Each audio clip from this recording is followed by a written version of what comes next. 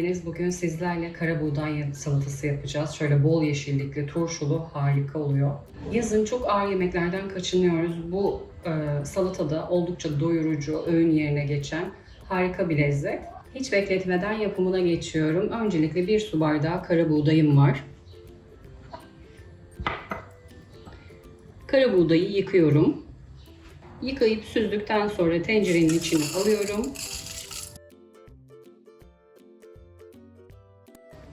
Üzerine bol soğuk su ilave ediyorum. Ocağa alıyorum. Orta ateşte buğdaylar yumuşayıncaya kadar pişiriyorum.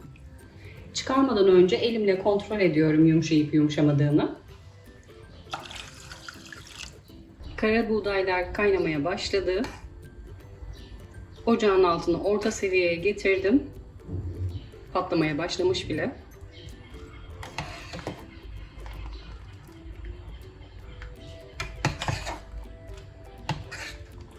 İyice yumuşayıncaya kadar haşlıyorum. Kara buğdaylar haşlandı. Süzgece aldım çok daha fazla ezilmeden. Şöyle göstereyim. Diri seviyorsanız biraz daha az sürede pişirebilirsiniz. Kaynadıktan sonra yaklaşık 10 dakika kadar haşladım ben. Suyunun iyice süzülmesi için bekliyorum.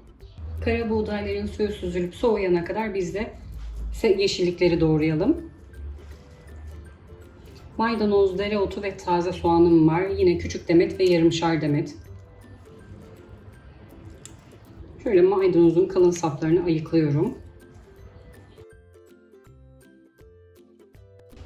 Yarım demet maydanozun saplarını temizledim.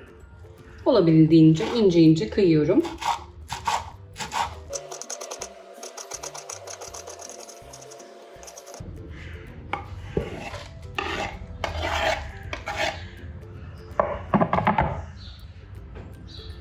Yine yarım demet dereotunun da saplarını ayıklıyorum.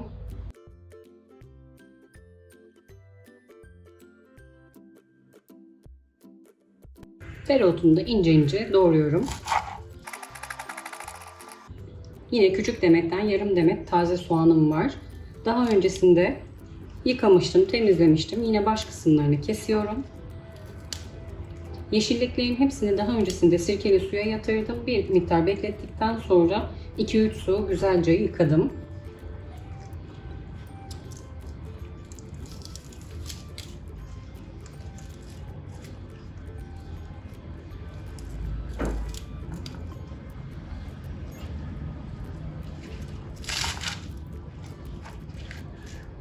Yine taze soğanları da ince ince doğruyorum.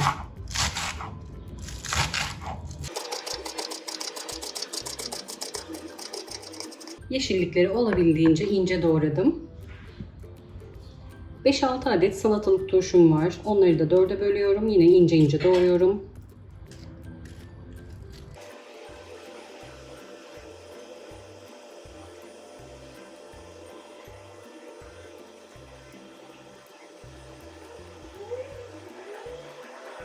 Bir su bardağı konserve haşlanmış mısırım var. Onu da ilave ediyorum. 1 su bardağı haşladığım kara buğdayın suyu iyice süzüldü, soğudu. Sıcak sıcak kesinlikle ilave etmiyorum. Hem yeşillikleri söndürür hem de yeşilliklerin rengini sarartır.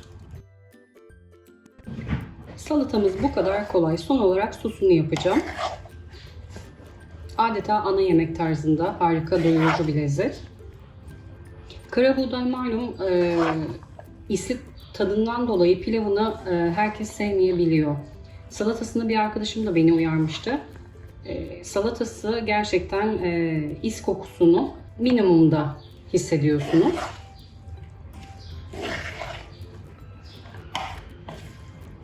Sosu için bir kavanoza ya da bardağa şöyle 2-3 yemek kaşığı nar ekşisi ekliyorum. Yine ben göz kararı ekliyorum. Ölçmek isteyenler için 2-3 yemek kaşığı yeterli.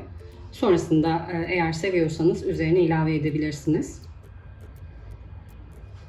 Nar ekşisini alırken mutlaka dikkat edin. Şöyle göstereyim. %100 nar ekşisi. Nar ekşisi sosu değil. Kesinlikle tadı çok fark ediyor.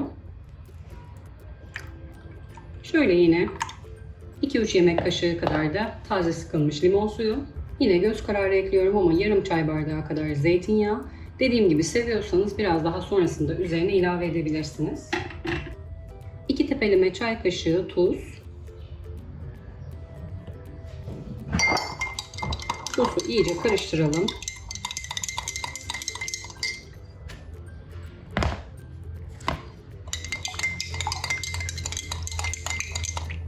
Salatanın üzerine gezdiriyorum.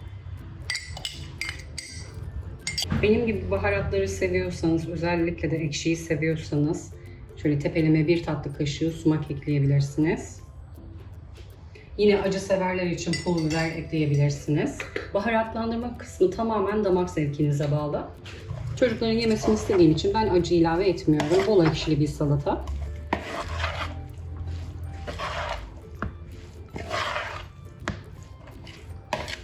Eğer tuzunu ilave etmezseniz 2-3 gün dolapta rahatlıkla kapağı kapalı bir şekilde saklayabilirsiniz.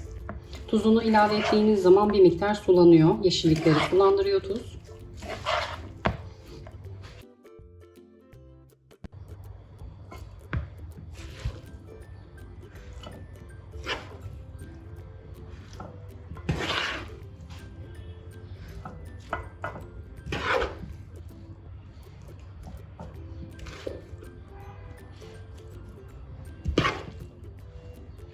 Bu salata bir harika. Oldukça doyurucu bir salata. Diyet listenizde de kolaylıkla uygulayabilirsiniz. Bir tarifimin daha sonuna geldim. Tüm aşamaları birlikte yaptık. Aklınıza takılan sorular olursa yorum kısmına sorularınızı bekliyorum. Gördüğüm an size dönüş sağlıyorum. Kanalıma hala abone değilseniz abone olmayı, sevdiklerinizle paylaşmayı, bir sonraki tariflerimden haberdar olmak için bildirim zilini açmayı unutmayın lütfen. Yepyeni tariflerde görüşmek üzere. Herkese afiyet olsun.